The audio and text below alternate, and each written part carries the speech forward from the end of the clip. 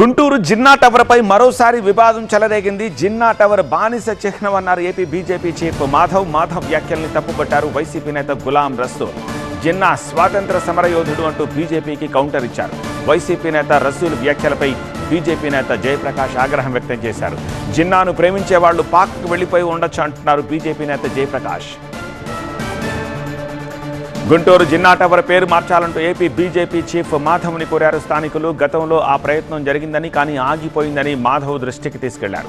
స్థానికుల డిమాండ్పై స్పందించారు Madhav. Hot comments చేశారు. జిన్నా టవర్ను బానిస చిహ్నంగా పేర్కొన్నారు. ఇదొక్కటే కాదు, దేశంలో అనేక బానిస చిహ్నాల పేర్లు మార్చుతున్నట్టుగా చెప్పారు మాధవ్. టవర్ ఇష్యూ ఎత్తుకున్నారు, మధ్యలో వదిలేశారు.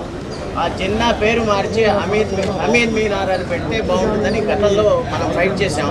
మళ్ళీ ఒకసారి ఇప్పుడన్నా చేయండి అని మీ ఆధ్వర్యంలో జరగాలని. జిన్నా టవర్ విషయం మాట్లాడడం తప్పనిసరిగా దేశంలో ఏవైతే బానిస చిహ్నాలు ఉన్నాయో ఇప్పటికీ కూడా మారకుండా ఉన్నాయి.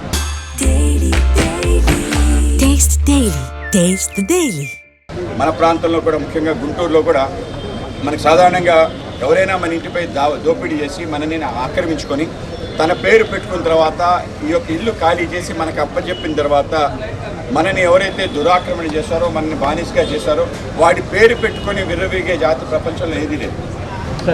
దురదృష్టం ఏంటంటే మనం ఆ పేరే పెట్టుకొని మనం ప్రయత్నం ముందుకు తీసుకెళ్లే పరిస్థితి. తప్పనిసరిగా ఆ యొక్క అమృత కాలంలో ఏవైతే బానిస చిహ్నాలు ఉన్నాయో వాటి రూపం మారే విధంగా ఒక పెద్ద ప్రయత్నం జరిగింది. ఏపీ బీజేపీ చీఫ్ మాధవ్ వ్యాఖ్యల్ని తప్పుపట్టారు వైసీపీ రాష్ట్ర కార్యదర్శి రసూల్. చరిత్ర తెలుసుకోకుండా మాధవ్ మాట్లాడుతున్నారంటూ మండిపడ్డారు. జిన్నా టవర్ను ఏర్పాటు చేసిన నాటి స్వాతంత్ర సమరయోధులున్నారు రసూల్. మాధవ్ తన వ్యాఖ్యల్ని వెనక్కి తీసుకోవాలని, లేదంటే గుంటూరు ఘాటు చూపిస్తామంటూ హెచ్చరించారు. గుంటూరు జిన్నా మొహమ్మద్ అలీ గారి జిన్నా పేరు మారుస్తాం. గతంలో వైఎస్ఆర్ కాంగ్రెస్ పార్టీ అధికారంలో ఉంది, అందుకనే మార్చలేకపోయాం. ఈసారి మేము ఖచ్చితంగా పేరు మారుస్తాం, మార్చే వరకు ఉద్యమిస్తామని చెప్పని నిన్న ప్రగల్భాలు పలికి వెళ్ళినటువంటి మాధవ్ గారికి నేను సూటిగా కొన్ని ప్రశ్నలు అడగదలుచుకున్నాను. వారు ఎప్పుడు స్వాతంత్ర పోరాటంలో ముందస్తుగా ఉండి స్వాతంత్రం కోసం పోరాడి వారు దేశ విభజనలు అయిన తర్వాత వారు పాకిస్తాన్కి వెళ్ళడం జరిగింది.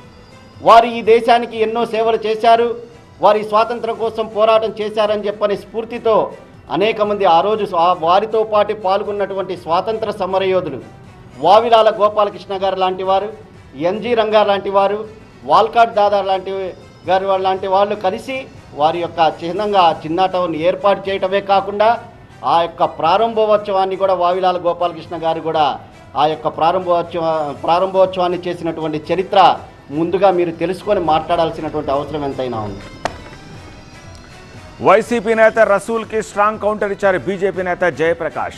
దేశ విభజనకు, హిందువుల ఊచకోతకు కారణమైన జిన్నా తమకు అవసరం లేదన్నారు. జిన్నాను ప్రేమించే వాళ్ళు పాకిస్తాన్ వెళ్ళిపోవచ్చు అంటున్నారు బీజేపీ నేత జయప్రకాష్.